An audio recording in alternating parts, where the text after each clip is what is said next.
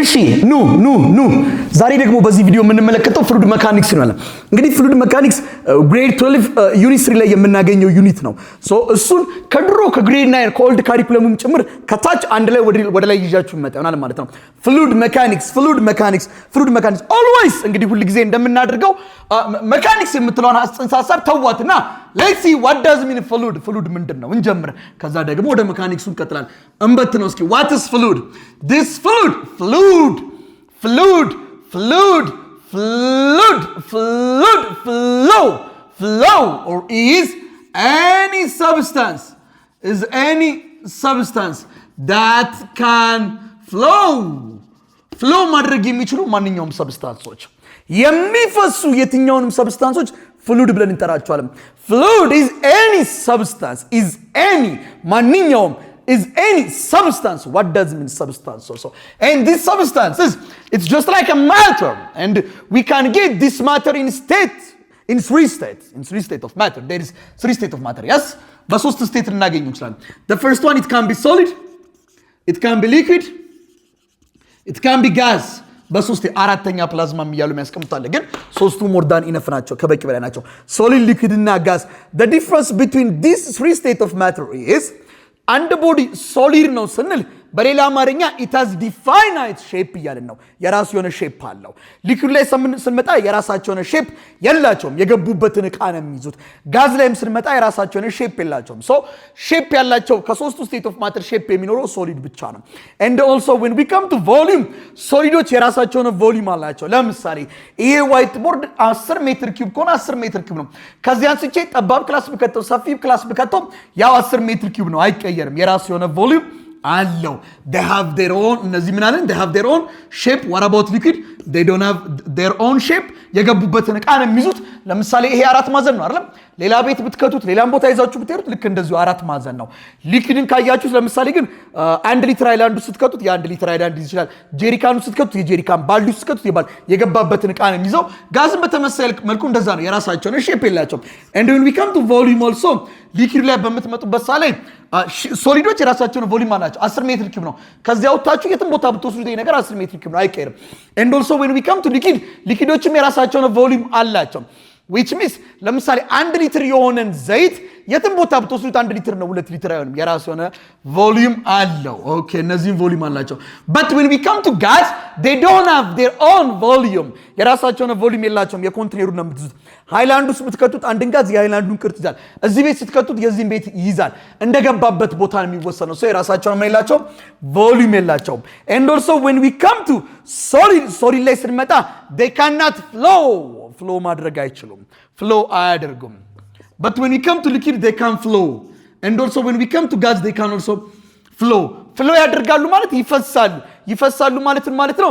ለሚያርፍባቸው ሺር ስትረስ ያለምንም እንቅስቃሴ ሪዚስት ማድረግ አይችሉም። ለምሳሌ ሶሊድ ላይ ስትመጡ የምታሳርፉበትን ሺር ስትረስ without moving ምንም አይነት እንቅስቃሴ ሳይፈጥር ሪዚስት የማድረግ ብቃት አለው። ሊኩዊድና ጋዝ ላይ ግን ስትመጡ ሪዚስት የማድረግ ብቃታቸው በእንቅስቃሴ ውስጥ ነው። which means ሳይንቀሳቀሱ ሪዚስት ማድረግ አይችሉም። that is why flow ያደርጋሉ ብለን የምንሰይመው። ይፈሳሉ፣ የሆነ ነገር ሲያርፍባቸው ሙቭ ያደርጋሉ፣ ይፈሳሉ።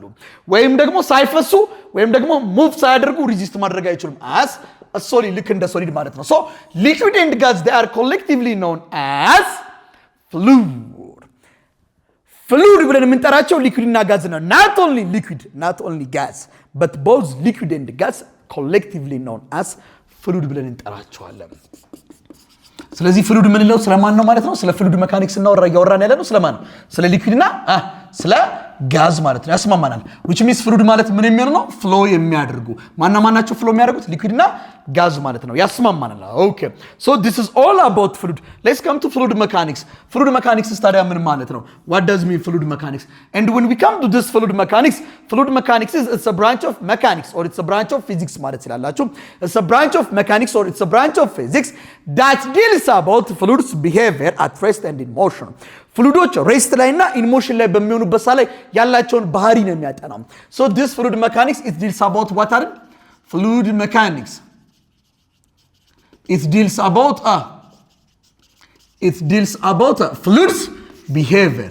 fluids behavior.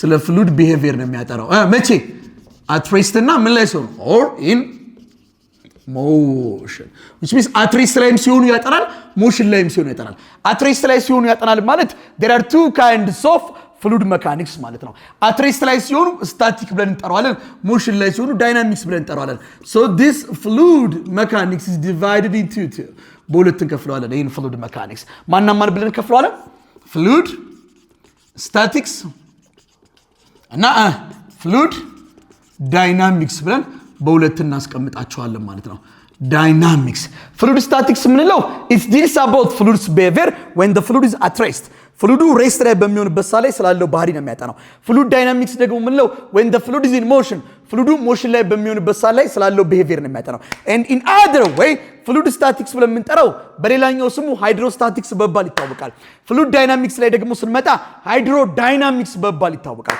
so fluid statics is deals about fluid at rest and fluid dynamics is deals about fluid in motion okay fluid statics we can call it what hydrostatic and fluid dynamics hydrodynamics በመባል ስም ይሰጣቸዋል the main principle of this fluid statics የfluid statics ዋናውና principle ወይ fluid statics apply የምናደርግባቸው የተወሰኑ ቦታዎች አሉ the first one is Pascal principle and the second one is Archimedes principle and when we come to fluid dynamics or hydrodynamics ላይ በምንመጣበት ሰዓት ላይ ደግሞ Stokes law equation of continuity እና Bernoulli's ላይ እንዲሁም የተለያዩ ኢኩዌሽኖች ላይ apply እናደርጋለን በዚህ ቪዲዮ እኔና እናንተ ግን fluid statics እናጠናለን fluid statics በምናጠናበት ሰዓት ላይ እንደነገርኳችሁ fluid statics it deals about fluid at rest principles ምን ላይ ያርፋሉ the first one is Pascal principle and the second one is Archimedes principle so let's start from Pascal principle ከፓስካል principle እንጀምራለን ማለት ነው Pascal principle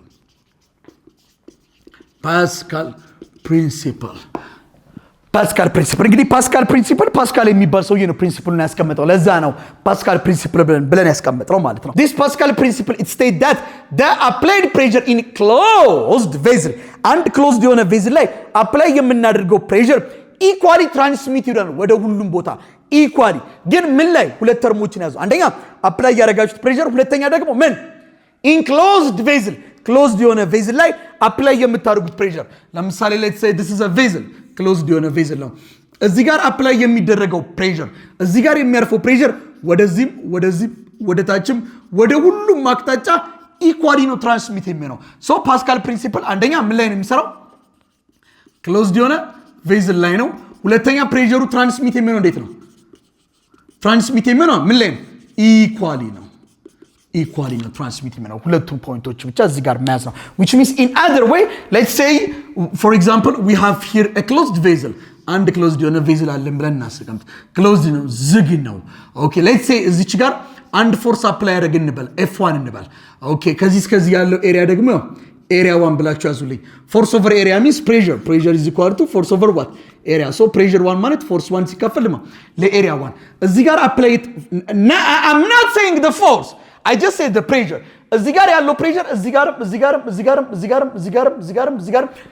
ጋርም ኢኳሊ ነው ትራንስሚት የሚሆነው so እዚህ ጋር ያለው P1 እዚህ ጋር ሊፈጠር ከሚችለው P2 ጋር እኩል ነው they are equal so P1 is equal to P2 ይሄን ማን ነው ስቴት የሚያደርግልን ፓስካል ፕሪንሲፕል ይሄ ግን የሚሰራው መቼ ነው ቬዝሉ ምን ሲሆን ነው closed ሲሆን ነው when the vessel is closed the pressure is transmitted equally practically በሌላ ቪዲዮ የማሳያችሁ ነው so P1 is equal to P2 what does mean P1 pressure 1 ማለት ነው force 1 ሲካፈል ለኤሪያ 1 ክላስ አበቃ pressure 2 ደግሞ ስትመጡ እዚህ ጋር ነው አይደል ስለዚህ አሁን pressure ማለት force over area ነው so let's say እዚች ጋር የምትኖረው force 2 እንበለው ኤሪያውን ደግሞ area 2 እንበለው here we have force 2 and here we have area 2 አበቃ so force 1 over area 1 is equal to force 2 over area 2 ማለት ነው this is called Pascal principle most of the time the main advantage of this Pascal principle is to multiply force ነው multiply የሚያደርግልን እንግዲህ ይሄንን የተለያዩ ማሽኖች ላይ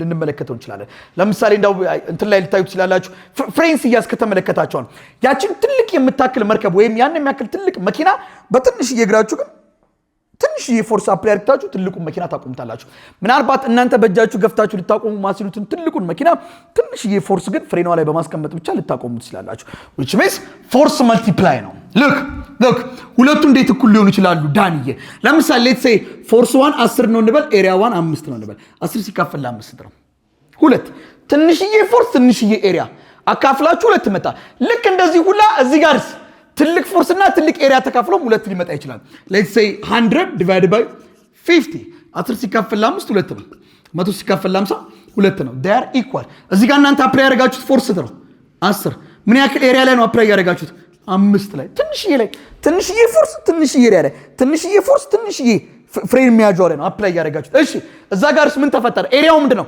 ትልቅ ነው መኪናው ምንድነው ትልቅ ነው ኤሪያው ትልቅ ነው ፎርሱ ግን ምን ሆነ በእጥፍ ጨመረ you see so Pascal principle force multiply ነው ማለት ነው force ነው multiply የሚያደርገን wonderful እስኪ let's do some examples on this Pascal principle የተወሰኑ ኤግዛምፕሎችን እንስራ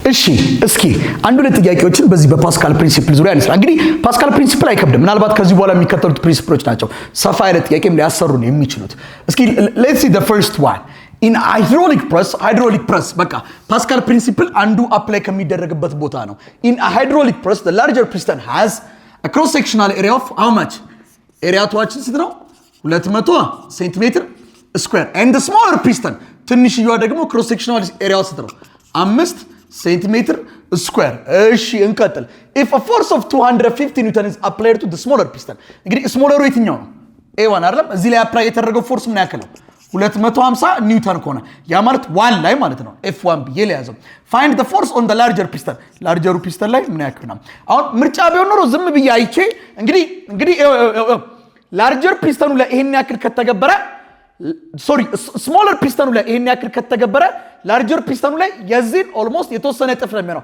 ከ250 በላይ የሆነ ፎርስ ነው ኤክስፔክት ማድረግ ለምን ትንሽዬ ኤሪያ ትንሽዬ ፎርስ እኩል የሚሆኑት ትልቅ ኤሪያ ከትልቅ ፎርስ ጋር ሲሆን ቅድም እንደነገርኳችሁ 10 ሲካፈል ለ2 ትንሽዬ ፎርስ ለትንሽዬ ኤሪያ እኩል ይላል ከማን ጋር ከትልቅ ፎርስ ከትልቅ ኤሪያ ጋር ያስማማል አይደል ሶ እንግዲህ ሃይድሮሊክ ፕሬስ ፓስካል ፕሪንሲፕል ለሚጠቀመው ሶ pressure 1 is equal to pressure 2 which means pressure 1 means force 1 over area 1 is equal to force 2 over what area 2 force 1 ስንት ነው 250 ኒውተን area 1 ስንት ነው 5 force 2 ስንት ነው አናውቅም area 2 ስንት ነው 200 ስለዚህ ክሪስ ክሎስ ማድረግ f2 በ5 ቢባዛ 5 f2 is equal to 250 ሲባዛ ስንት 200 ክላስ አበቃ ለ5 ስጡልኝ 5 በ5 ቢጣፋ በ5 አንድ በ5 50 ጊዜ 200 10 ሺህ ኒውተን እሺ ጨመረ ማለት ነው አበቃ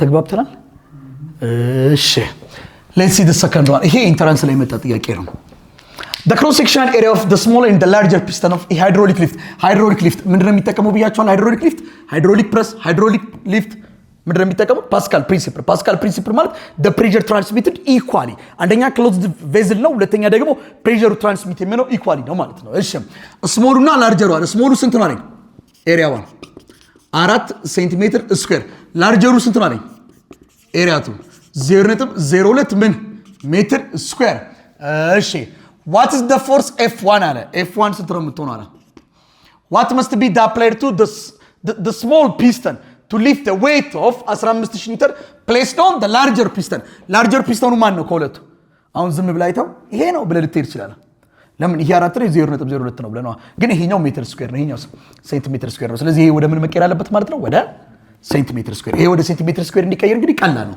1 ሜትር ስኩዌር ማለት ስንት ሴንቲሜትር ስኩዌር ነው 1 ሜትር ማለት ምን ማለት ነው 1 ሜትር ሲባዛ 1 ሜትር ማለት ነው አይደል 1 ሜትር ስኩዌር is equal to 1 ሜትር ማለት ስንት ሴንቲሜትር ነው 100 ሴንቲሜትር ሲባዛ 1 ሜትር ማለት 100 ሴንቲሜትር 100 ጊዜ 100 ስንት 0 1 2 3 4 10 raised to 4 ሴንቲሜትር ጊዜ ሴንቲሜትር ስኩዌር 1 ሜትር ስኩዌር is equal to 10 raised to 4 ሴንቲሜትር ስኩዌር ነው አለቀ በቃ ሶ እዚች ጋር በመጣበት ሳለ 0.02 ሜትር ስኩዌሩ ምን ያክል ይሆናል ማለት ነው እሺ 0.02 ሜትር ስኩዌሩ ምን ያክል ይሆናል በስንት ማባዛት ማለት ነው 0.02 ሜትር ስኩዌሩን በስንት ማባዛት በ10 raised to 4 ሴንቲሜትር ስኩዌር ሲካፈል ለማ ለ1 ሜትር ስኩዌር በሜትር ስኩዌር እቺ በዚህ ብትባዛ 0.02 ሲባዛ 10 raised to 4 ማለት 1 2 3 4 ሴንቲሜትር ስኩዌር 0 ስጠፋ ነጥብ ዋዚ 0 ስጠፋ ነጥብ ወጣ ስንት ቀረዚ 2 እዚህ 100 2 ጊዜ 100 200 ምን ሴንቲሜትር ስኩዌር አሃ እቺ ማለት ስንት ናት ማለት ነው 200